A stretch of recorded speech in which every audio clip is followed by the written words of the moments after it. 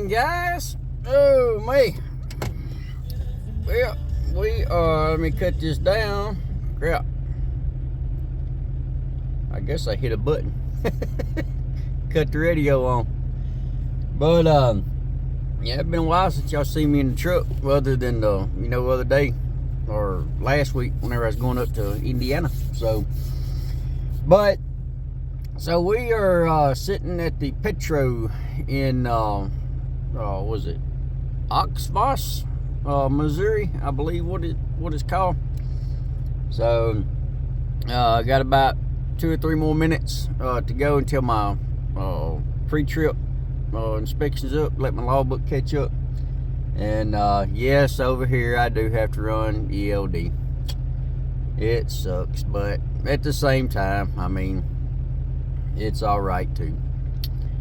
But yeah, I'm gonna explain a little bit. I got about 8 miles to go before I get over to where I'm picking up, and then whenever I get over there, then I'll show y'all what I'm picking up. So like I said, guys, I'm not pulling just campers anymore. I'm pulling anything.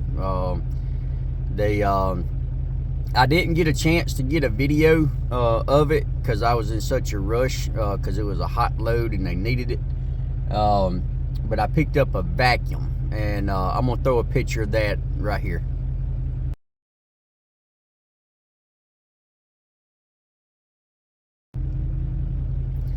So yeah, I picked that up, and it's like a 10,000 pound pintle hook, and so I pulled that from Columbus, Ohio to St. Louis, Missouri last week. And then there wasn't nothing on the board as far as coming back my way, so, and I wanted to get home for the weekend, so I just came on home from St. Louis.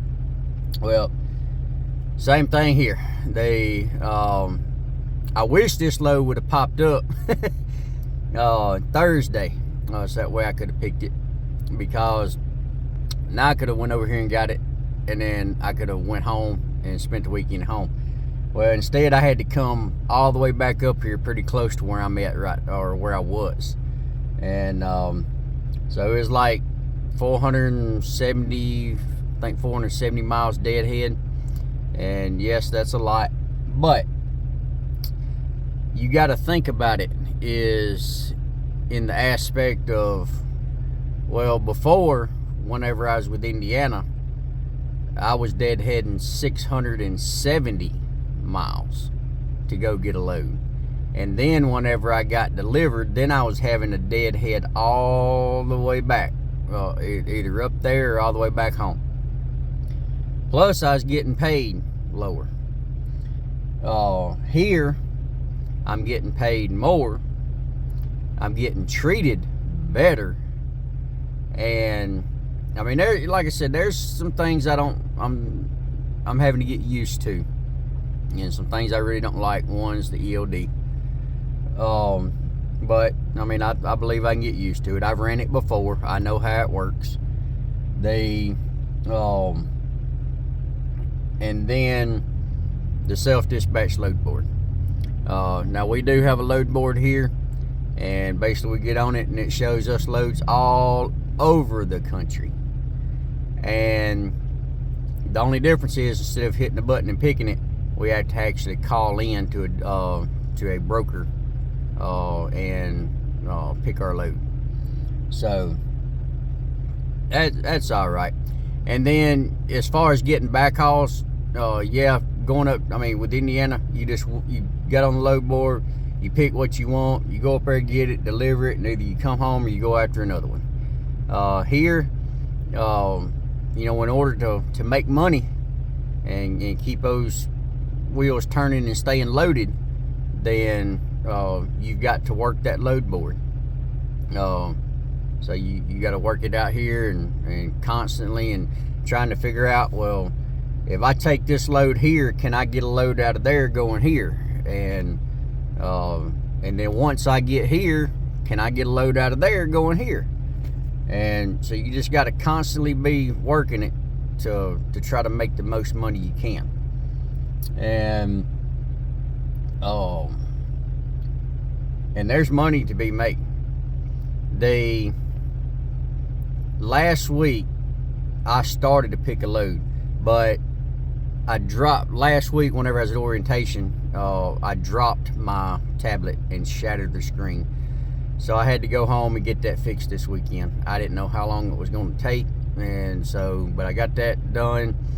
And then, but on the way back last week from St. Louis, I saw on the board that there's a load picking up in Anniston, Alabama, going to Dallas, Texas, picking up around Dallas, Texas, going to, I think it was North Jackson or something like that, Ohio.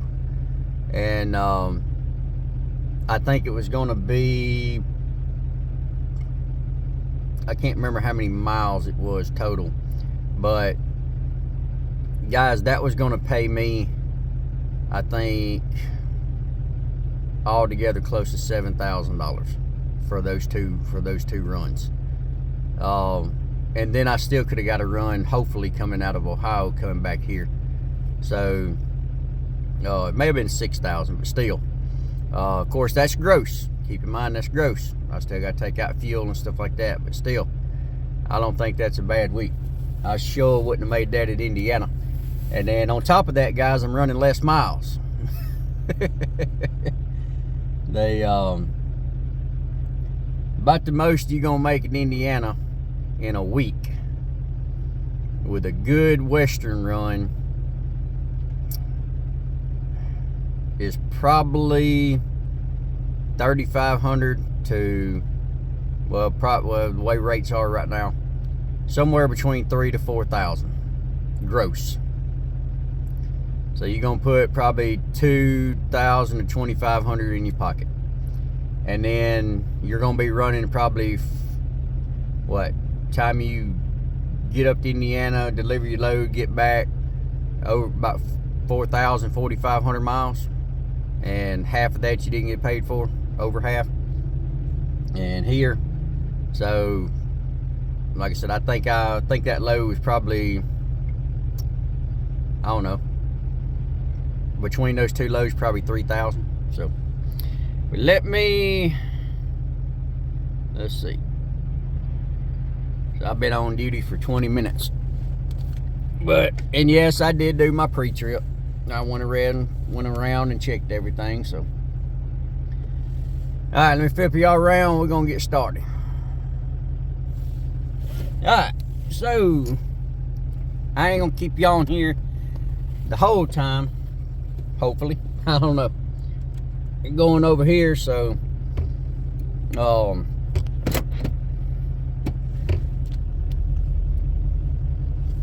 yeah, once these wheels start going, that logbook starts.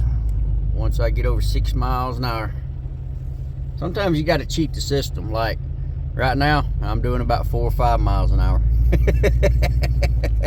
And it ain't kicked on yet. There it went. Crap. I hit 6 miles an hour.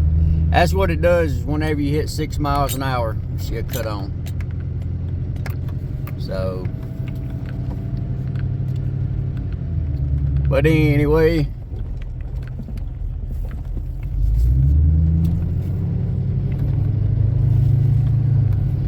get through this little bit of traffic.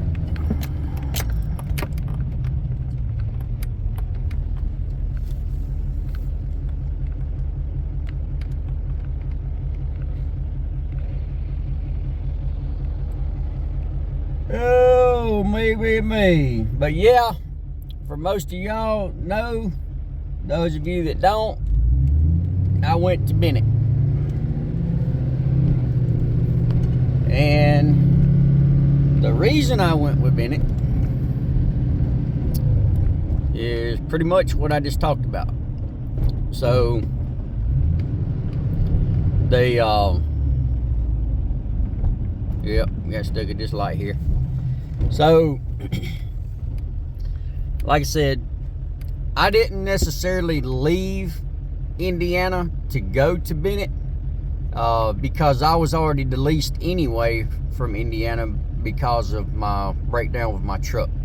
I was down over 30 days with the truck, so I had to release because I couldn't pull no load in 30 days. Truck was down for what, 3.5 months, I think. So whenever I got it fixed, I was doing a lot of research. I've got a couple of friends that's been over here. A couple of them's been over here for a while. One of them, he's on the mobile home transport division, and he lives right down the road from me. He's a real good friend of mine, and he's been with him for like 9 years. So they all had good things to say, and let's see. I may have supposed to stop back there. I don't know. They ain't got no lines painted on the road telling you where to stop. So, done a lot of research, talked to a lot of friends, and figured I'd give them a shot. Everybody seemed to like them, talked highly of them, said they treat the drivers good. One of my friends has been over here for a few months. He says that between Indiana and Horizon, both, because he's worked for both of them, that he's made more money, ran less miles, and been home more over here. So, like I said, it's going to take some getting used to, because there's a lot of things that's different over here. They're a lot stricter over here as far as things go. I mean, this is not a transport company. This is an actual trucking company. They've been in business for over 50 years. One thing I like about them, they highly support their veterans. And I mean, they got all kind of different divisions. You got the drive-away, you got the truck power only, like pickup truck power only division. You got the semi-truck power only division, which is what I'm looking into. You got the center rail division. Then, I mean, the list goes on and on and on. You got the mobile home transport division running a toter. You got the oversized load, just regular old van division. I mean, there's endless possibilities here. And I mean, most of my friends, you know, a couple of them, you know, they've been here. One of them's been here for, I think 4 something years. The other one's been here for 9. And everybody I've talked to has been with them for a while. And so they must be doing something right. But, so I figured I'm going to give them a shot. I believe things are going to work out. I hope things are going to work out. And if they don't, then I still have until around February, around the 1st of February, to go back to Indiana without having to go back through orientation again. So, but I'm hoping things work out here. Like I said, I still got the freedom. I still run when I want to, pretty much where I want to. You just required to do one every 30 days. Stuff like that. Guys, the insurance is a lot cheaper here. See, I'm making more money and saving more money. I know most of y'all have probably heard me talk about, well, you know, as far as going somewhere that pays more and stuff like that, and you got to compare that with the fuel discount. Well, guys, our fuel discount here is pretty much the same as it was with Indiana. So it's just a couple of, well, I'm not going to say a couple of cents higher. Some places it's a couple of cents higher. Some places it's a couple of cents cheaper. So it's pretty much the same. And I'm making a lot more. And I'm saving a lot more. And they treat you better. So, but yeah. But I noticed man, this thing's done been 15 minutes long, so. But yeah, that's pretty much that. Yeah, I brought Mike along with me. I told him, I said, if it don't work out, don't blame me. So there's a couple others I would like to see come, but one of them, he just don't want no part of the EOD, and I don't blame him. The other one, unfortunately, guys, as of right now, I don't think they're hiring. And you've got to have a CDL and you've got to have a 1-ton dually. I think that's the stipulations.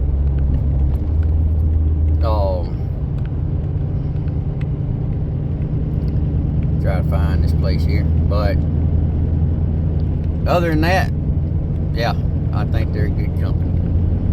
So let me go and start this. Said I should be here in about 2 minutes, but yeah, my old buddy Tony, I'd like to see him come, but I don't think he's got a CDL, and then he don't have a dually. But I think he's been working on trying to get one. Maybe if he does and gets the CDLs, maybe he can come over one day. But yeah, guys, I've heard a lot of people leaving. I had a couple people comment on my video, my last one, on the road again, that they was actually heading to Indiana to the lease. So I don't know what's going on with them. I know they've been going downhill for the last couple of years. Like I said, I still, if I had to go back to them, I would. That'd be the first place I go. That'd be my first choice, I ain't gonna lie. But I don't know. They need to raise the rates. And apparently the manufacturers, they give a loyalty bonus, like 40-something cents per mile loyalty bonus, that's supposed to be passed on to the drivers. And this is all transport companies on all new campers. Well, here at Bennett, that loyalty bonus is passed on to you. Indiana and other places that I've heard of, nobody's ever even heard of that. So Indiana's keeping that loyalty bonus. That don't come from the transport company, guys. That bonus comes straight from the manufacturer. So, and I go ahead and tell you, you know, Indiana pays what, about $1.40 for a small camper going south. Well, over here, you can probably, with the loyalty bonus, you're probably making about $1.80 something. So, if that tells you anything. And I guarantee you, Indiana's charging the same rates. So, it looks like I'm here. Guys, this place is out in the middle of nowhere. And if I haven't told you yet, we're going to Largo. This is picking up in Oxbosh, Missouri. And we're going to Largo, Florida, which is Tampa Bay. And so let me figure out where or what I'm picking up, and then I'll get back on here and let y'all see it. Alright guys, so we made it over here, and well, as y'all can see in the last part of the video, but anyway, I've already got all hooked up, and guys, this thing is neat.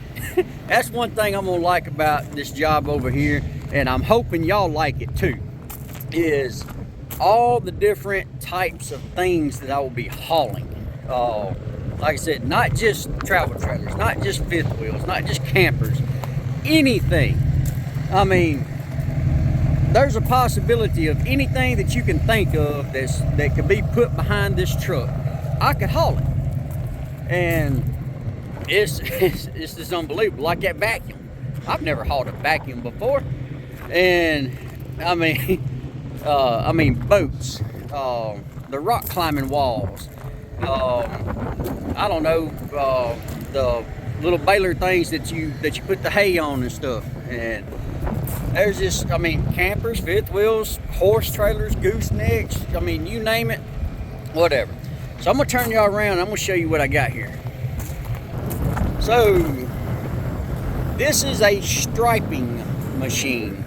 Basically, you know, like the asphalt striping machines, normally you see them on a truck.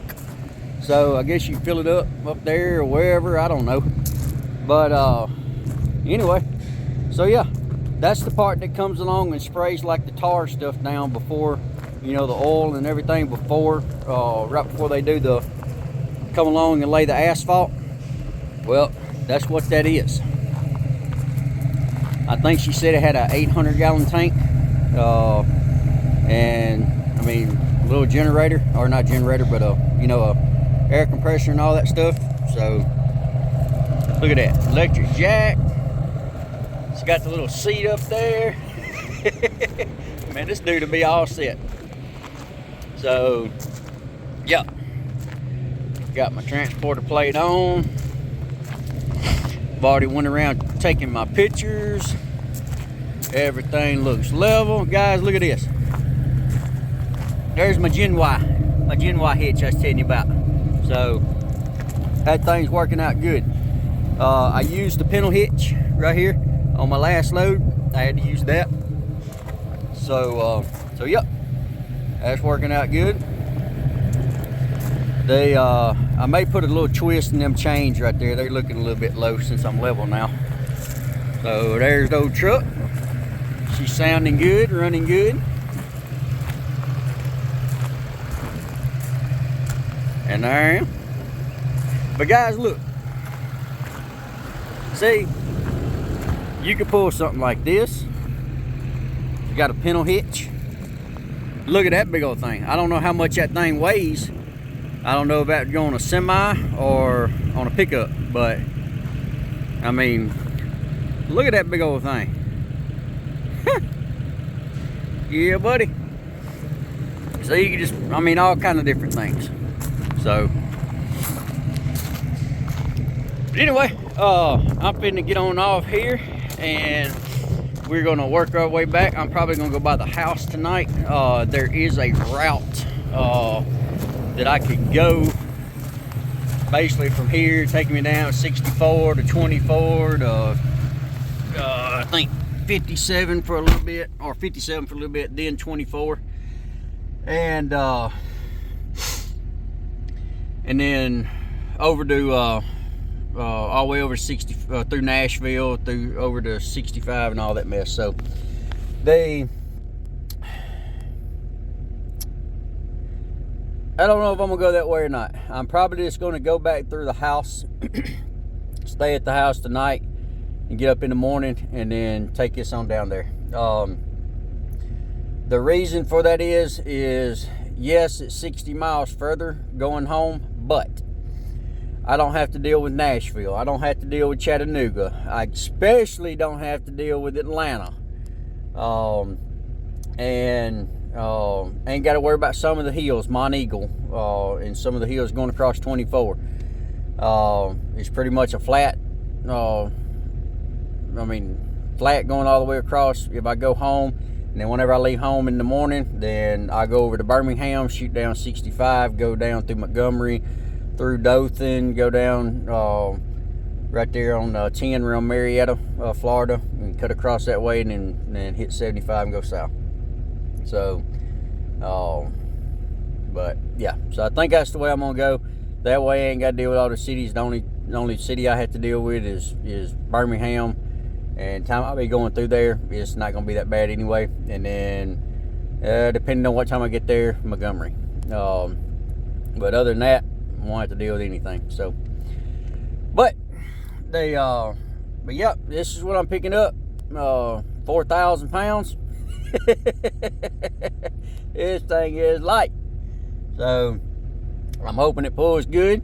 I'm hoping I get real good fuel mileage. And speaking of fuel mileage, ever since, you know, got the CP3 and the Airdog and all that stuff on, guys, I've been getting like, I don't know, about 16 miles a gallon empty. I haven't really figured it up loaded yet, but empty, about 16. I think one time I was getting like 16.4. Coming up here last night, I don't know how accurate it was. I think some of my fuel was dripping down into the truck. Actually, I need to turn that on for just a little bit. And so it was showing I was getting 18. I don't really believe that. 17 maybe, but I don't know about 18. But speaking of me turning that pump on, and guys, this thing is filling up quick. I never did show y'all my electric pump, so let me get out of here, show y'all how I got this set up. Alright, so most of y'all know I got my gravity feed right there. So I also got the electric pump right here. It's just a little Edelbrock electric pump, and I do need to tighten up or put some Teflon tape around that right there, because it's not leaking, but it is sort of seeping. So I guess most of y'all say, well, hell, that's leaking, and I guess you're right. But anyway, but I mean, that's taking days to look wet like that. So, but anyway, so what I done is, so this does seep past this whenever, or the fuel in the tank does seep past here going that way, and whenever this thing is completely full, and because of the weight of the gravity and everything pushing down on it. So but other than that, now if I'm asleep for the night, then I will cut the gravity feed off, and whenever I'm just going down the road, then I will keep that turned on, and then that way whenever I get ready to use this, then that way whenever I turn this on, fuel automatically shoots over. Whenever that's on and this is off, about the only thing that comes through is just little drips. That's about as far or as much as comes through.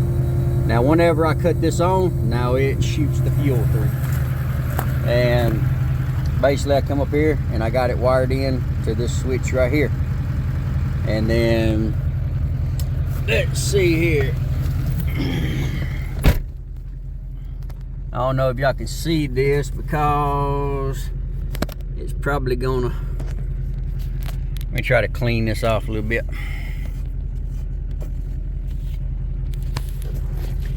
It's probably gonna flicker and all that mess, so let's see.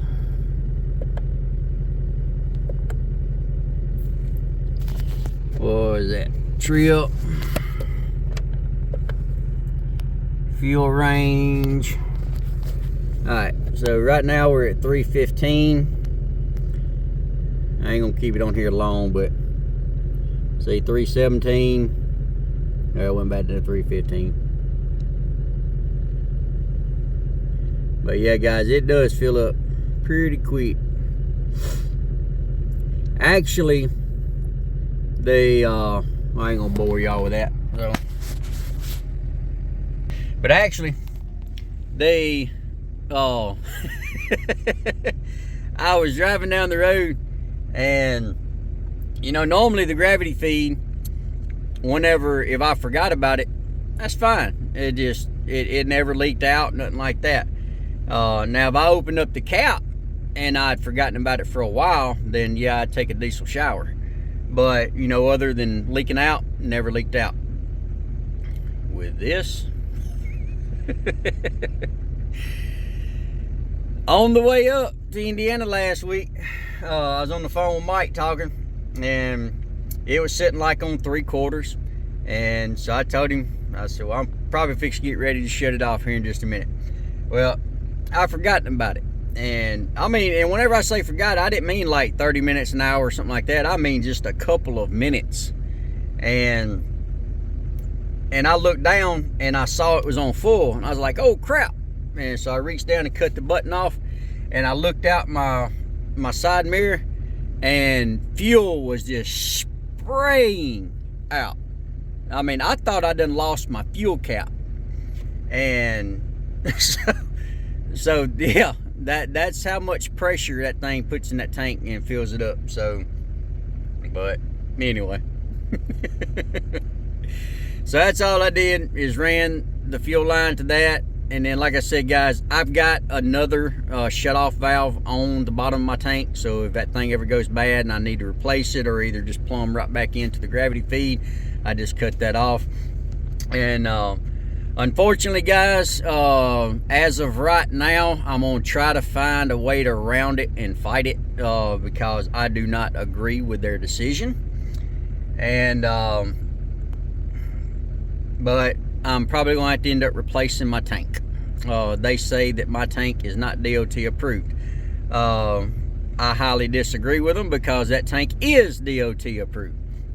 It may not have the little, you know, the stamp and all that stuff like you get at Dan's and all that stuff on the auxiliary tank and all that stuff, but this is a DOT approved tank. Guys, it goes on the side of a freaking big truck.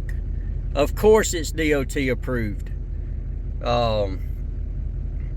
But the lady, she sits there and knocks on it, and on the side of the tank, and this is seriously what she says. She says, see, this is the reason it's not DOT approved, because it could not withstand the blunt force of impact if in an accident, like the ones in the like you get at Dan's or whatever. And I mean, I didn't say anything because I've heard this woman can, you know, I ain't gonna get into all that, but yeah, I've heard you don't argue with this woman, because you will not prove her wrong. So I'm just gonna fight it and see what happens. But I'm sitting here thinking to myself, I mean, are you serious? I mean, the tank goes on the side of a big truck. If the truck gets hit in the side, that's gonna be the first thing that gets hit. This tank is more secure than what you would have Dan's or whatever put in on, because you know the ones you get up there, I mean, they got a bolt on each side. That's the only thing holding them things down. And then, I mean, I got the actual saddles where you would mount it on the side of a truck. I mean, 3/4 inch grade 8 bolts, or bigger, I think, bolted through the bed. I mean, that tank right there is probably 2 or 3 times as thick as what, like one of them tanks, like the RDS tanks that you buy. So I mean, please tell me how this tank is not DOT approved. Yes, it's made to be mounted on the side of a big truck, but that's not the point. It's DOT approved, so that's what they want. Gravity feed, DOT approved. It's gravity fed and it's DOT approved. So I don't see what the problem is, but oh well, what do I know? I'm just a 20-year veteran truck driver. So, and then you got all these people in the office that's never even probably sat behind a truck making all the decisions. But anyway, so basically, she gave me 30 to 60 days to get it replaced. In 30 days, if I haven't got it replaced, they will send me a what do you call it? Reminder. And then if I ain't got it replaced in 60 days, then basically I'm bye-bye. I'm terminated, deleted, whatever. So I don't know. So if I can't get it, get somebody higher above or whatever like that, then it looks like I'm gonna be replacing my tank. So anyway, So let's get on the road, and I will get back with y'all later. All right. Hey guys, so y'all see me bouncing around and stuff, because I got a pretty heavy trailer on, pintle hook. I got a lot of hitch weight. So all that other one that y'all saw in the beginning of the video, I dropped it this morning. Didn't really get no video of it. Trying to get it dropped, get out of there. And then my buddy Mike called me early this morning, and he was looking out for me. Appreciate it, Mike. And he said, because I delivered in Largo, which is right there, Tampa Bay. And he said they got one on the board going from Orlando, Florida, which was a 100-mile deadhead from where I was, going to Mineral Wells, Texas. And it's like 1,160 something miles, I believe what it is. And it is paying good, real good. I'm not going to get into all the pay. I will tell you that on an average, give or take, up or down, depending on the size, that most things over here are about an average of about $2 a mile. So this one's pretty heavy. It's pretty much got me maxed out on weight. So it's paying real good. As far as the ride, I don't know. Whenever I saw the weight, and plus being a pintle hitch, so all the weight's right there. It's not like a gooseneck or a fifth wheel. And so I told Mike, I said, I don't know, I might be cussing you time I'm done. No, Mike, man, I appreciate it. It is a rough ride, but it's all good.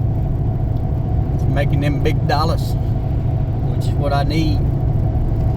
And but I'm just gonna take it easy. About 63, 65 miles an hour, about all I'm gonna do the whole way. So I got plenty of time to get there. Today is Thursday. He says deliver Monday. I'm gonna call tomorrow and see if maybe there's any way they might take it Saturday, if I think I can get there in time. So, but then whenever I get done there, they did have a load coming out of Texas going to Lake Havasu, Arizona, but that was going in the opposite direction of the house, and I've got to get back, because by the time I'm done with this load and get back home, I'm gonna be due for a service, and my tires rotated. So I got to get back home, get that done, and then between that load I just delivered and this one, which this load, guys, by the way, will be on a separate video, and I will show y'all what I got. And so y'all stay tuned, like, share, subscribe, hit the comment, hit that bell notification, and so that way you know when I put this video out. But yeah, pulling pretty good. And but between the Missouri to Florida, then this Florida to Texas, whenever I get back, I'm going to be ordering my airbags for the truck and onboard air. And then I'm going to talk to C Farmer and see if he'll be willing to help me install them, and also get shocks for the rear. So I haven't done that yet. I wish I had airbags right now. Make this ride a whole lot better. So, but yep, that's that. And Time I'm all said and done for this week, should be about a $5,000 a week gross. Remember I said gross. And ran under 3,000 miles, about 2,800 miles. So that ain't too bad, I don't think. 100-mile deadhead in between my next load. So working out good.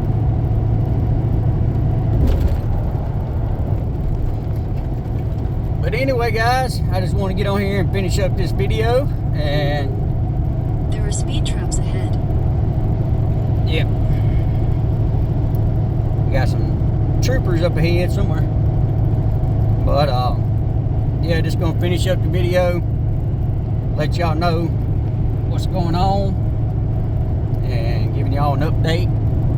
And I guess I will see y'all on the next one. So y'all stay tuned.